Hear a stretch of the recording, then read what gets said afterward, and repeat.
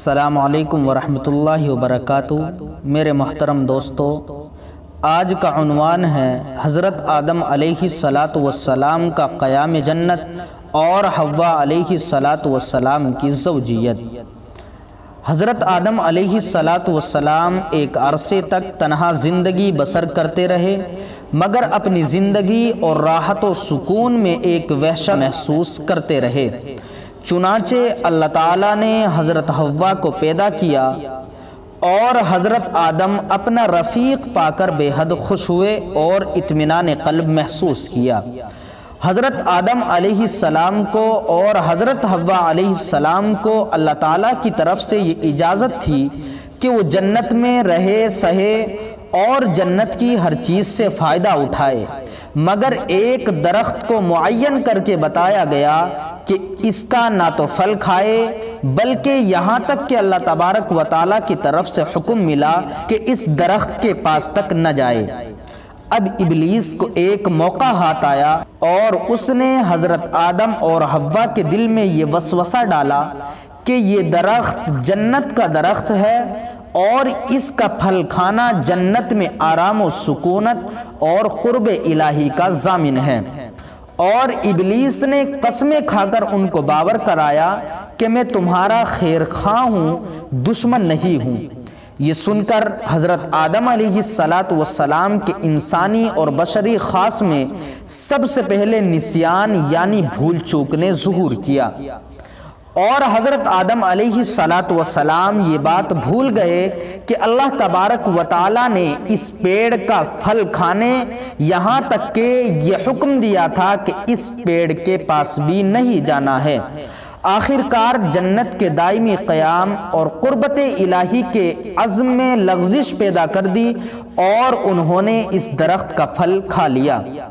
اس کا کھانا تھا کہ بشری لوازم ابھرنے لگے،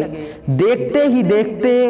دونوں ننگے ہو گئے اور لباس سے محروم کر دیے گئے۔ دونوں حضرات جلدی جلدی پتوں سے اپنا سطر ڈھانکنے لگے، گویا انسانی تمدن کا یہ آغاز تھا کہ اس نے ڈھانکنے کے لیے سب سے پہلے پتوں کو استعمال کیا۔ ادھر یہ ہو رہا تھا کہ اللہ تعالیٰ کا عتاب نازل ہوا اور آدم علیہ السلام سے باز پرس ہوئی کہ منع کرنے کے باوجود یہ حکم عدولی کیسی؟ آدم علیہ السلام تو آخر آدم علیہ السلام تھے، مقبول بارگاہ الہی تھے، اس لیے شیطان کی طرح اللہ تعالیٰ سے مناظرہ نہیں کیا، بلکہ ندامت و شرمساری کے ساتھ اقرار کیا کہ اے اللہ، مجھ سے غلطی ضرور ہوئی ہے، لیکن اس کا سبب سرکشی نہیں ہے، بلکہ بربنائے بشریت بھول چوک اس کا باعث ہے۔ یعنی اے اللہ، میں انسان ہوں اور انسان کے اندر نسیان ہے، بھول چوک ہے، اس بھول چوک کی وجہ سے میں نے یہ ایسا کیا ہے، اس لیے اے اللہ میں آپ سے توبہ و استغفار کرتے ہوئے معافی کا طلبگار ہوں۔